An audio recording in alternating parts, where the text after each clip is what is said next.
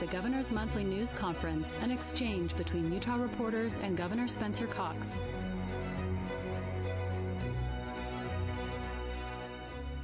Good morning, everyone. Welcome. It's great to see all of you again. Thank you for coming to attend this monthly news conference. There are a lot of things happening in our state right now. I'd like to focus on just a couple. And maybe first, I'd like to talk a little bit about wildfire season as we are coming to the end of wildfire season. It's been an interesting summer for us. We've had hot and very dry conditions across June and July and into August.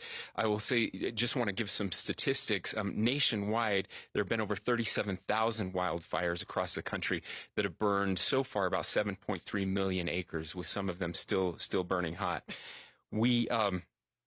There are nationwide about 26,000 wildland firefighters and support personnel fighting these fires nationwide. Our neighboring states have experienced significant wildfires, and those have been covered, and we're providing support where we can. I received a text message from Governor Gavin Newsom just thanking Utah for the support that we have given to our friends in California who have had a really rough wildfire season. Now, Utah's fared better than our neighbors, and we've had about 1,100, well, to be more precise, 1,131 fires totaling about 57,000 acres. 434 of those were naturally caused, mostly lightning. 77 were from unknown causes, and 620 of these were caused by humans. Our firefighters, and I really just want to give a shout out to them, to everybody who's been engaged in this at the local level, state level, and federal level. They've done an incredible job at keeping us safe this year. This includes, again, those local fire departments, many of whom are volunteer fire departments, especially in rural Utah, that provide so much support to our state and federal agencies. 94% of Utah's wildfires have been caught before growing over 10 acres. And this is in part because of some changes that we've made over the past couple of years that we're very excited and proud of. I can just tell you definitively that if we had conditions like we had this year, 5 or 6 years ago, we would have had much larger fires, and likely hundreds of thousands of acres would have burned. But we invested in a couple helicopters. We have a Helitac crew that and new equipment that we have cached strategically in places in central Utah that have helped us to catch fires and effectively attack larger fires before they get out of control.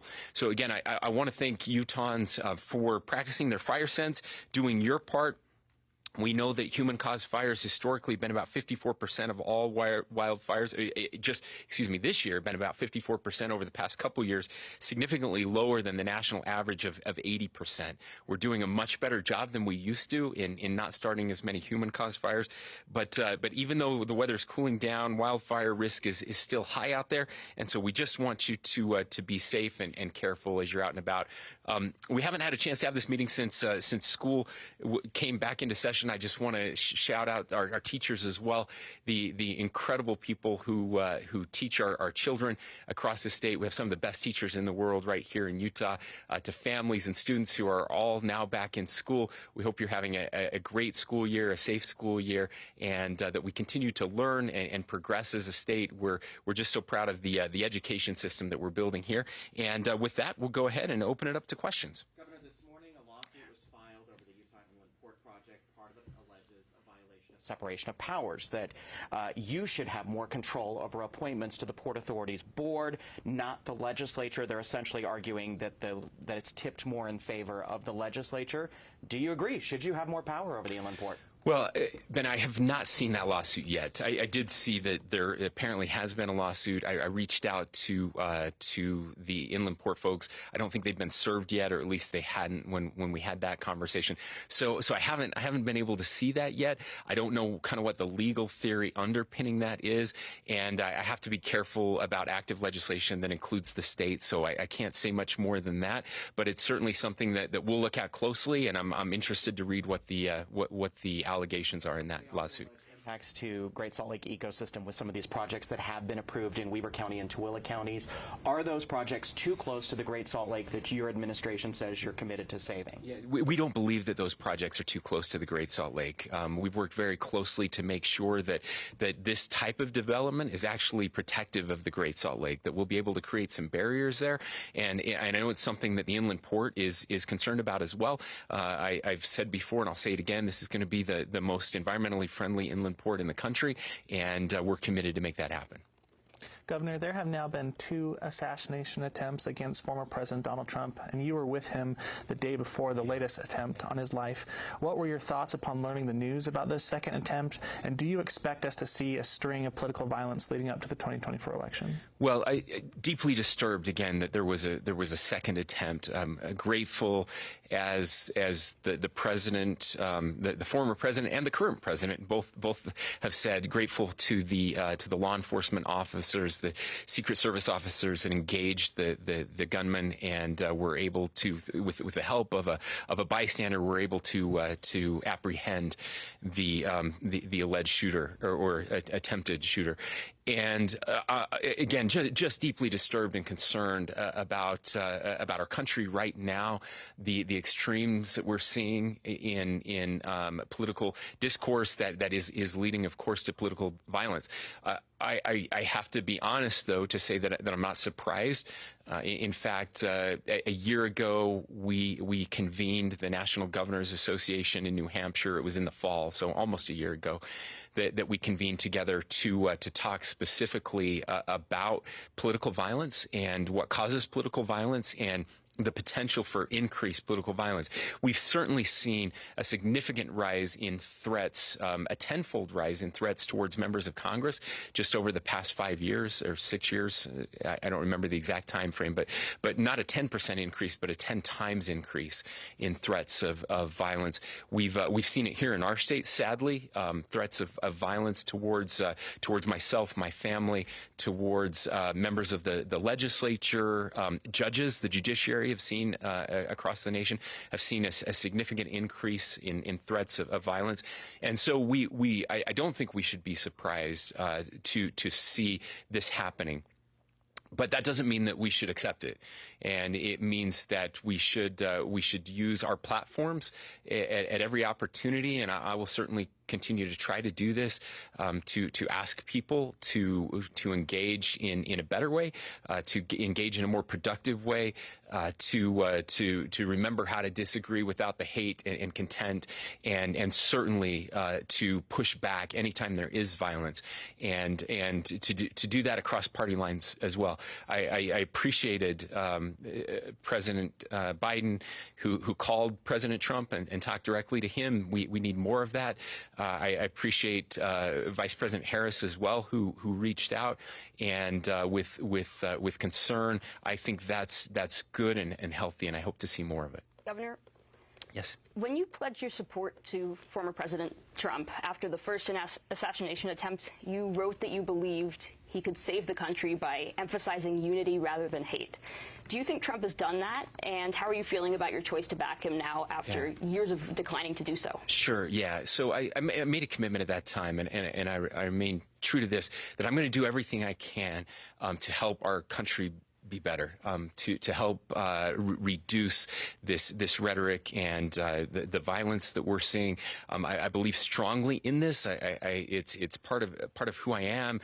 It's not something I'm doing to get votes. It's my opponents have used it against me. I don't always get it right. I'm not perfect. I'm also don't believe that I'm important enough that President Trump is going to change or do things differently just because of me.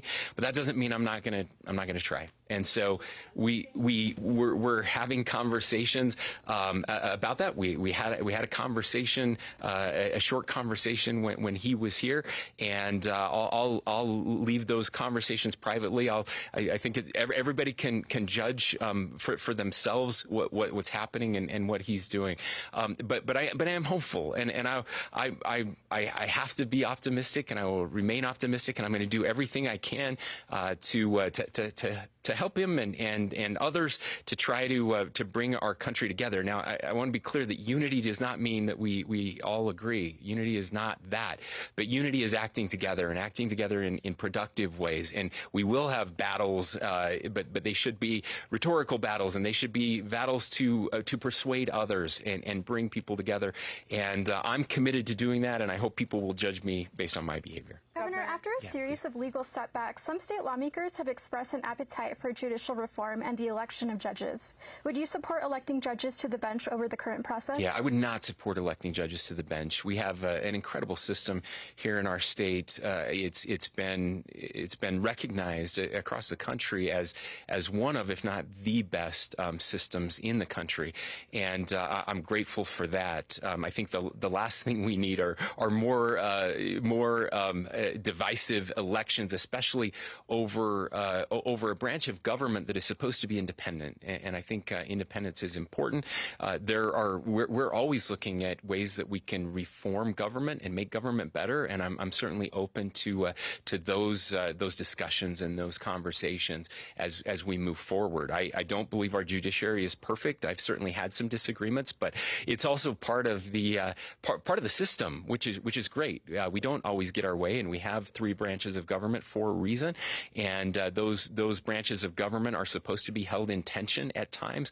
I do worry about judicial activism. It's something I care deeply about. It's something as I get the opportunity to choose judges, I get a panel of potential applicants that I get 5 people that I get to choose from, and then I grill them. We grill them multiple times. It's a very difficult process to become a judge in the state of Utah. You have to go through lots of different levels to work your way up. And one of the questions that I ask is about judicial activism. What does it mean to be a judicial activist? And how do we prevent that from happening? And I ask about their judicial philosophy. I want to know how they decide cases. And it's very important to me that judges do one simple thing, and that is they take the law as it exists and they apply it to the facts of the case. That's what judges are supposed to do. Not what the judges want to happen, but just what the law says and what the facts are. And we've done a pretty good job of that. And then, of course, that's not the last step. The legislature actually gets to confirm those via the Senate. So the Senate gets an opportunity to grill every one of those judges, and the Senate gets a chance to vote. First, a committee gets a chance to vote, and then the entire Senate. And so there's a very robust process that we go through, and then we do get an opportunity, we the people, to hold those judges accountable when they come up for retention elections. And so at every step of the way, I think we've figured out a great way to select our judges, and I'm grateful for the judiciary, even when I disagree with them. So do you think that they appropriately applied the law in Amendment D when they ruled on that, or in abortion? Well, so again, that case is still ongoing. Both of those cases are still ongoing. I've said before, for example, on the abortion ruling, I disagreed with that, but that's not how it works either. I'm not the judge in that case, and so I respect the judiciary even when I disagree with them. You mentioned you're concerned about judicial activism. Have you seen any evidence of judicial activism in Utah? Not much that I would point to specifically, but it is something I'm worried about. I think we have seen it at the national level for sure. We've seen, I think, a tremendous amount of judicial activism from the Supreme Court in the past. I feel much better about this court and the direction they're going. But I would also point out that sometimes, and I'm guilty of this sometimes, that we say judicial activism is when there's a decision we disagree with, and that's not fair to our judges either. And so I'm very proud of the judiciary here, again, even when I disagree with them. The Supreme Court cases coming up next week is on Amendment D, which I know you spoke about a little bit during the governor's debate. Do you think the language of Amendment D is clear, or are you concerned at all that it might confuse voters about the powers they're giving up to lawmakers? Well, again, that's up to the judiciary to decide, and I read the opinion from the lower court, and it's a compelling opinion. I think there's disagreement. Again, the role of the court is not to supplant the law and to write that language, but it is important that the language is clear and conveys what the actual changes will do. So, like all of you, I will wait and see what the Supreme Court says next week. I do hope that eventually the people of Utah will get a chance to weigh in and decide one way or another how this is going to go. I think that's very important, but it is important that we get it right, and I think that's all we want to do. So there's a question over here. I'll let the court decide whether that language is misleading. There's a question over here, please. Governor, the 9.6% turnout for the Utah GOP's March presidential caucus has come up again after party leaders have twice pushed to have discussions about it taken off a legislative agenda. I'm curious what your thoughts are on whether the state has jurisdiction, whether it's the legislature or otherwise, to step in when there are problems with elections at caucus, especially when there are alleged ADA violations. Yeah, so I've said before, I was disappointed by the turnout, that 9.3%. I would love to see that turnout much higher. I think that the caucus convention system works and works well when we have significant turnout. When we don't, it doesn't. It's not representative, and I think that's one of the issues. So there were a couple questions there. The question, yes, the state, and this is very clear. This is, I mean, the legal precedent from this goes back to the founding. It's very clear that the state, the legislature, does have the ability to decide how people get on a ballot. That is very clear. There's really no controversy about that. There's states don't have to recognize parties to get people on the ballot. There's lots of states do it lots of different ways. Alaska does it very differently than California. California does it very differently than Utah. Utah does it very differently than Georgia, and that is up to our representative form of government to decide how that's going to work. So yes, the legislature could come in. They have made changes in the past. SB 54 was one of those changes, the way that people get on the ballot.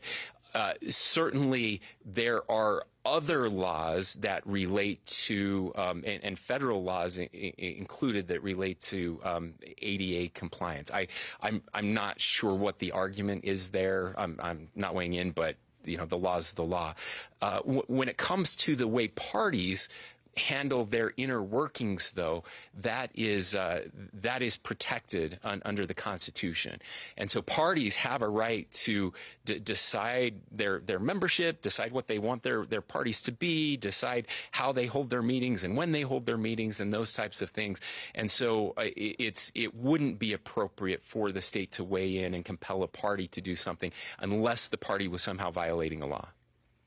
Recently, I've reported extensively on a child abuse homicide case out of West Haven involving a 12-year-old boy, Gavin Peterson. Many reports were filed to the state on his behalf. As I've been working on these stories reporting, concerns continue to come up about staffing and funding regarding DCFS. Governor, are you aware of these concerns, and what are you doing about it? Yeah, sure. Thank you. And thanks for your reporting on that terrible, tragic case that should never happen, obviously. Child abuse is incredibly disturbing, and I hate that we live in a time where it still continues. We have incredible workers at DCFS, just some of the best in the state, and it's sadly it's impossible to find and root out every single case of child abuse that occurs. We could use some more caseworkers for sure. And it's been hard. It's been hard. By the way, every governor has been facing this. We've had shortages, workforce shortages across the country over the past couple years. And social services is one sector that's been particularly hard hit. It's the turnover is happening more rapidly than it used to in the past. We've done some things. We've elevated wages there to try to keep people here, keep them longer. They can get paid more doing other things. And so I'm grateful for the legislature that have given us more resources so that we could increase wages to help stop that turnover. So we have more people that can do the work when these reports do come in, can follow up on them. One of the other problems we have is false reports.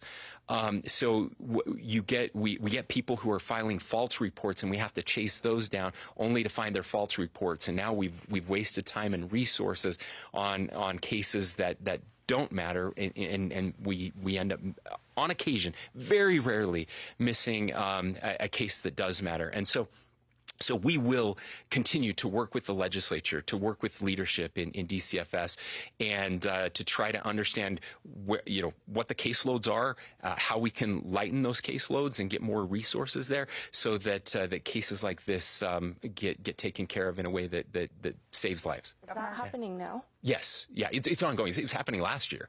It's something that has been ongoing for the past couple years, and of course, cases like this heighten that scrutiny and should. Are you supportive of more funding? Yes, yeah, and we've included more funding before. So we've gotten some of it, not always as much as we want, but the legislature has been good in trying to help us to get more funding and resources in those cases. Governor, that case has also raised questions about oversight for homeschooling in the state, especially as the state increasingly continues to subsidize parents who make that choice. I'm curious if you think, as part of the Utah Fits All Scholarship Program, there needs to be more of an accountability mechanism for parents who are homeschooling. No. I mean, for child abuse, are you saying that child abuse is happening because of homeschooling? This child in particular was homeschooling, and so it's brought up questions about whether the state needs to make kids sure that go to public school, there's no abuse there. I'm really offended, and I think people who homeschool would be deeply offended by the question. Absolutely not. Look, we're never going to have government big enough to be living in people's houses to be able to prevent all of this. That's just not how it works, and it can't work that way. The people who are accountable for this are the people who abuse this child, and they are going to be held accountable. And I hope they rot in hell. They are the people responsible. It's not the government going into everyone's homes and everybody who's homeschooling. That's a ridiculous assertion. But we will do everything we can to prevent this from happening when those cases are reported to us. But I'm just deeply offended by the question. Governor, today, Amendment A opponents are launching their campaign against this amendment, and you have in the past stated your support for this. Yeah. Why is removing the earmark for public education on the income tax a good idea? Well, it's a good idea because it gives us the flexibility that we need, Ben, to fund government as a whole. We've had this earmark in place, and I don't want to get too wonky here, but I would encourage you to go back and look at the way we funded education every single year since the earmark became a thing. At least in the time that I have been associated with state government, it's that earmark has never worked the way it was intended to. Every single year, what the legislature does is determine how much we're going to fund public ed and how much we're going to fund everything else. And then they've shifted money from the general ed account. They did this via higher ed because higher ed was not part of the education account funding. It was over here. And so every year when they needed more money for roads or anything else, they would just slide part of higher ed out of the general fund over into the education fund and then use the money they wanted to. And then when it got close, we made another change that we could now use that education fund money for social services and other things. So there could just be more shifting. So the idea of the earmark and all of that money going directly to education funding has never worked the way it was intended to work. And so instead of, I think, kind of keeping up that charade, what we should do is actually put some protections in place, which we've done via legislation, to make sure that we're getting more funding to our schools. And we've proven that. We've been able to prove that over the past several years when we had significant increases in funding. Our teachers now, starting salary for teachers is in the top 10, something I was told could never happen. We're close to that 60,000 mark that I put out a couple years ago, and we're racing towards that. I mean, we're right there. We're right on the doorstep, which I'm very proud of. And so we've seen about a I think between a 25 to 35% increase just over the past 4 years in spending in education. And that is not because of the earmark. It's because of our commitment to our kids. And so having good government and balanced government means being able to make those decisions and deciding where that funding needs to go. I will also say that one of the best parts about this is that we get to remove the sales tax on food.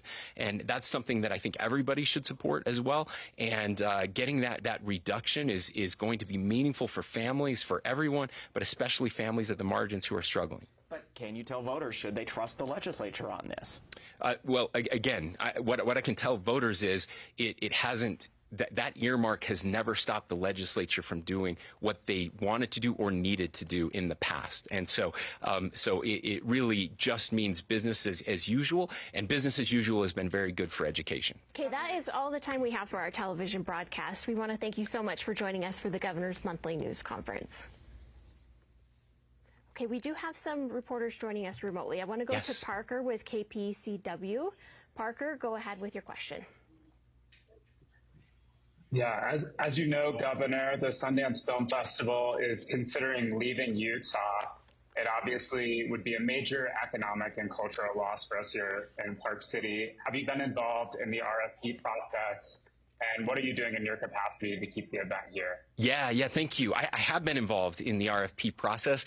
In fact, just a few weeks ago, we were able to meet with the committee that's working through that and making that pitch, and I had an opportunity to be there to make my pitch. There were several others. I thought it was very well received. The feedback that we got was tremendous, and my pitch to them was that Sundance and Utah are connected in ways that would devastate both of us, I think, to have that separation happen. We're very fortunate to have that piece, that economic piece, that cultural piece here in the state of Utah. It's good for all of us. I can tell you, when I travel around the country and around the world, there are a couple things that Utah is known for. I think first and foremost, it's our ski slopes and our Mighty Five and the Olympics, just the natural beauty of this place. Second is probably the Utah Jazz, but not far behind is Sundance. It's again that connection with Utah. People love to come here, and I think it would be a huge mistake. And I, by the way, I think it would hurt Sundance to leave this state and to leave the place where their identity is so much a part of the fabric of our state. And so I'm optimistic. I'm very hopeful through the conversations that we've had that they'll get an opportunity to stay here. I think the plan that has been put forward to incorporate Salt Lake City as part of the host city for Sundance, again keeping the tie to Park City, which is so important, and keeping the tie to Sundance. The Robert Redford's home for so many years is critical to the future of that enterprise and that institution. And so for the past 40 years, this has been home, and we look forward to hosting Sundance for the next 40 years. Governor, there were 3 instances in 1 month this summer where a child unintentionally shot themselves with an unsecured firearm, 2 of them fatal. It's likely that there will be some kind of secure firearm storage law proposed this upcoming session. Do you support a law that would require the secure storage of firearms, for example, a trigger lock or gun safe, in the presence of a child? Yeah, those are just awful, terrible things. I mean, the deaths there, those family members are devastated by that, and I can tell you that that's far worse for them than any law could ever impose or imagine. I'm a firm believer in the Second Amendment and protecting our Second Amendment rights and doing so safely. And so I would have to look at the proposal, what that means if we're not violating people's Second Amendment rights. We should absolutely be doing more to make sure people are locking up their weapons. It's something that we've highlighted and worked on in the past, and it will get more attention, and it should get more attention because of these high-profile cases.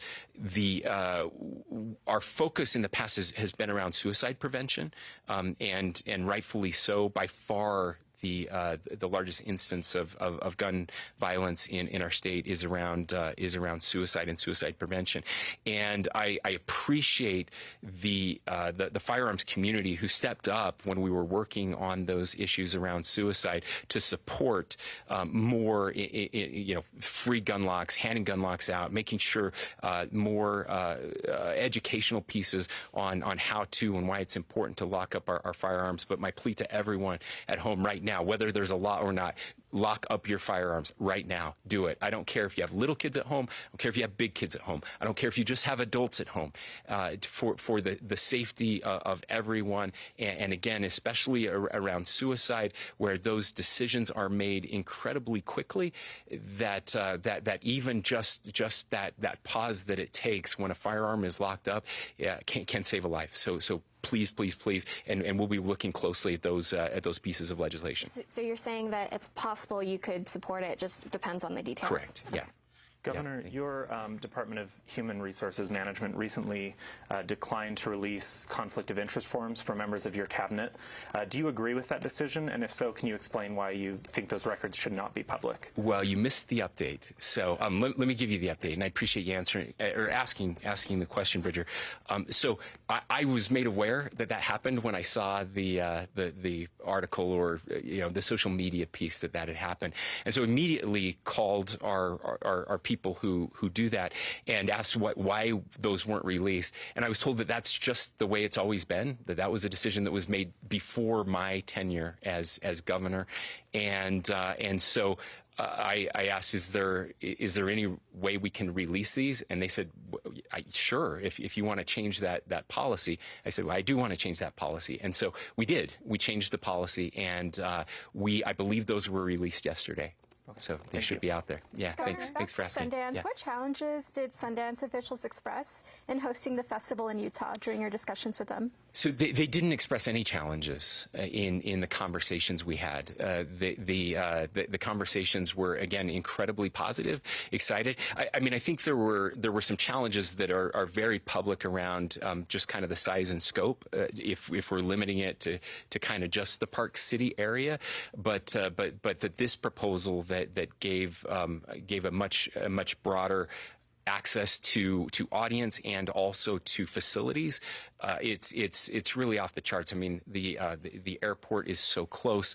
The history, as I mentioned, the facilities that we have here in the Salt Lake Valley that could augment what is happening there. It really feels like the best of all worlds. And so that was not an issue. I know financially that's something that they're always working through, and there will probably be states out there or places out there that will throw more money at them. But I always think that's a mistake. We've seen that. We've seen that with businesses. We saw it with the Outdoor Retailer Show. Sure, people will throw more money at you, but the Outdoor Retailer Show came back, realized that they'd made a mistake, and so I think that there's I hope that we can put together a package that will help with some of those concerns and keep them here.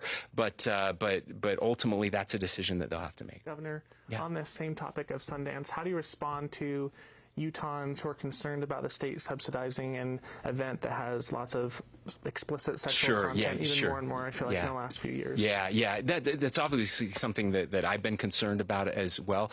It's a fairly small piece of that, and the economic returns for our state are off the charts. And what I say is, again, those films are going to happen whether they happen here or somewhere else. The piece that is really important for the state of Utah is the economic driver here, and how good that is for everyone. By the way, that's good for taxpayers all the way down the list. We pay less in taxes as a state because we have so much tourism in the state, because other people come here and spend their dollars. They spend nights in hotel rooms, they rent cars, they buy food, and that helps to keep our taxes low.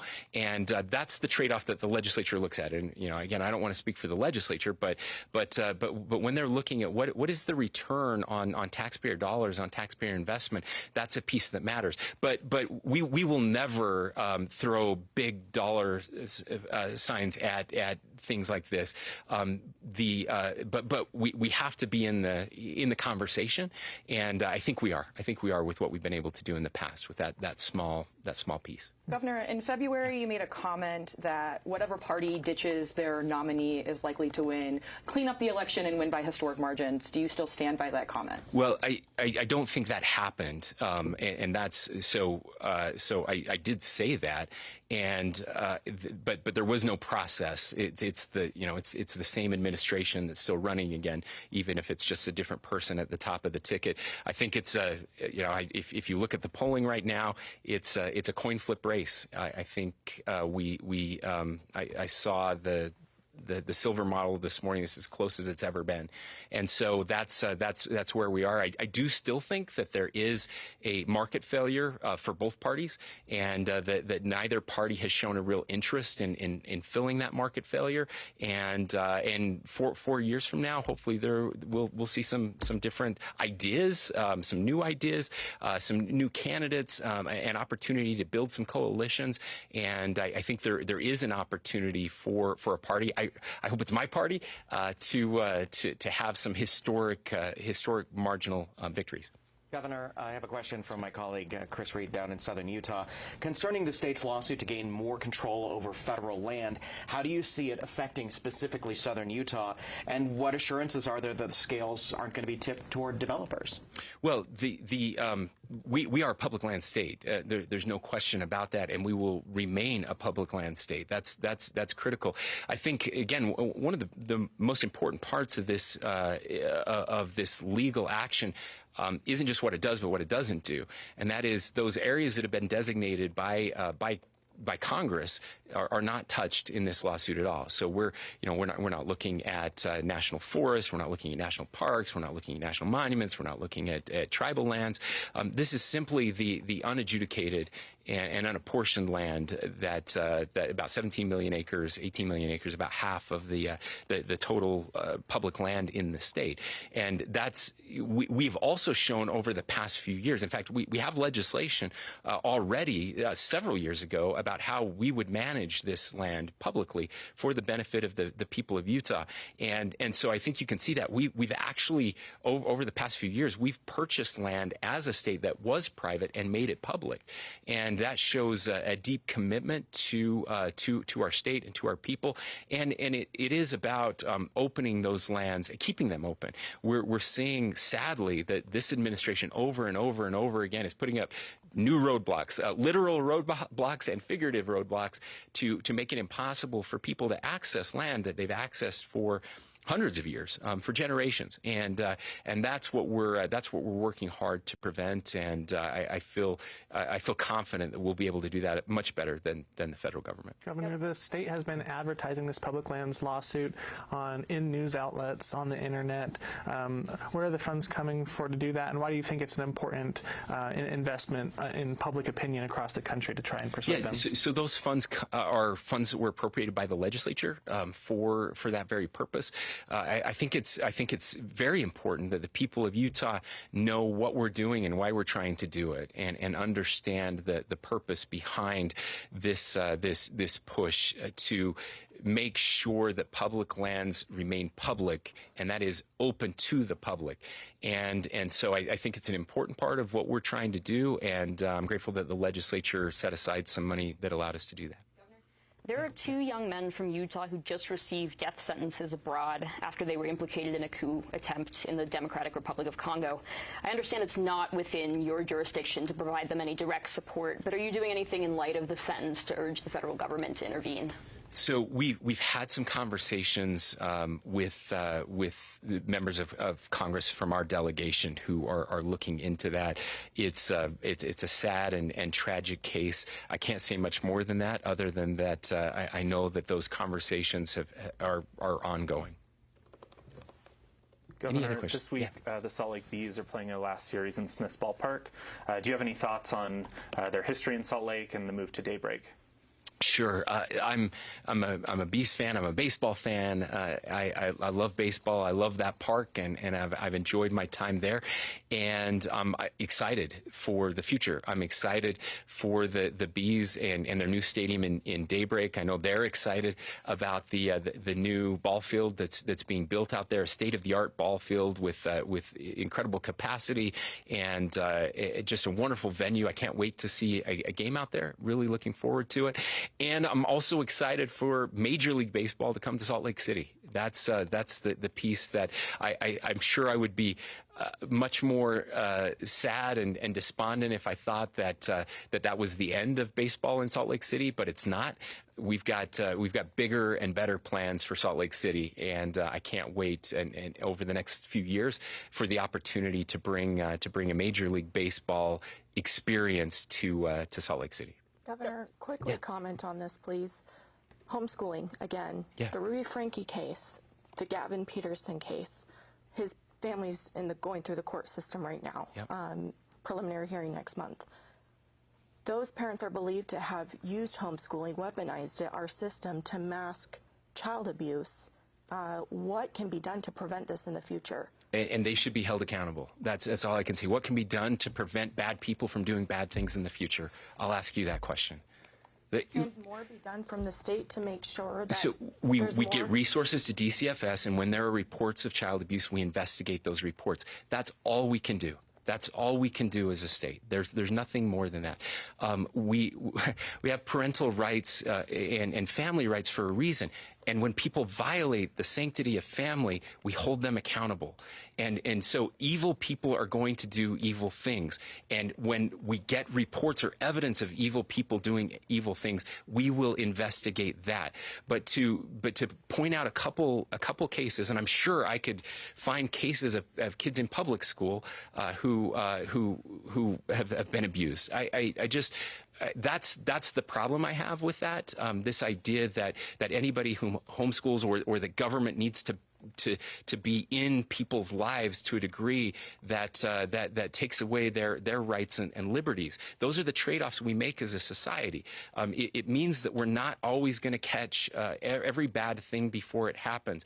But that's not government's fault. That's the evil parents who have done this to their children.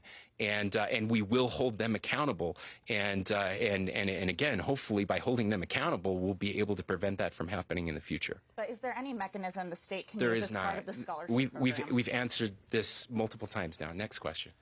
So the UEA is going to ask the judge for preliminary injunction on Amendment A. What's your response to that, and also in lieu of Amendment D? So I just heard that like 5 minutes before. Okay, so I'm sorry. I have no idea. I haven't looked at it. Haven't looked at the pleadings. So I'm at a disadvantage of being caught a little off guard on that one. Governor, back to the judicial reform question. Other than elected judges, other ideas have been floated, like term limits or increasing transparency around retention. Are there any judicial reforms in Utah that you would support, and if so, what kinds? So thank you for bringing that up. I haven't looked at those specifically. Again, I'm open to having those conversations. We want the best judiciary in the nation, and we're always looking for ways to improve. Again, I look forward to working with the judiciary and the legislature in those conversations. There probably are some things that we could do to strengthen the judiciary and make it better. Again, I'm kind of speaking off the cuff here just a bit, but we have, I think, pretty healthy turnover in the judicial branch. I can tell you I'm very busy interviewing judges. I'll be interviewing 2 sets of judges, potential judges today or tomorrow, and have several in the past week. So those retirements aren't lasting while we don't have a limit. It's not that we have a judiciary that is aging significantly and people staying that long. So when you looked at kind of term limits, I'm not, again, I haven't had that thought or that conversation yet, but one I'm certainly open to having. On that note, Governor, you've left the question of whether the ballot question on Amendment D is misleading. You've left that to the court. But I wonder, do you think that if that question were worded differently, or there was more care taken in crafting the ballot question, that we could have avoided all the lawsuits and not had a question about whether it would be on the ballot? Well, I think it's fair. I don't know that we would have avoided all the lawsuits. I think the lawsuits would have come regardless. But certainly that was one of the reasons that the judge decided that that Amendment D should not be on the ballot, or at least should not be counted if it is on the ballot. And so I think the answer to that is probably yes. Again, I may have worded things differently, but I think that I think it was one of the reasons the judge decided that it shouldn't move forward. Again, we'll see what the Supreme Court does. And it's not your role to craft that question, like you've said, but right. Did you talk with the House Speaker and the Senate President as they were preparing to craft that question? I did not. No. I saw the question the same time everybody else did. Yeah. Since the judge ruled on Amendment D, do you think there's any precedent that the court could follow on Amendment A, especially on the argument that it was not published 60 days in a newspaper? That's a good question. Is that what they're arguing? I don't know. Maybe. Again, I'm at a disadvantage here, so I don't know. It's at some point, Amendment A has been out there for so long, and I think that those circumstances are very different than Amendment D, and so I would be surprised, but again, I haven't seen the pleadings. So okay. Thank you. Thanks to everyone for being here today. I will just say it's a beautiful day outside, and we have a beautiful week ahead of us. I hope everybody gets a chance to go out, enjoy the great outdoors. We're all better off when we get outside, and it's a perfect time to be in Utah. Thanks so much, everyone.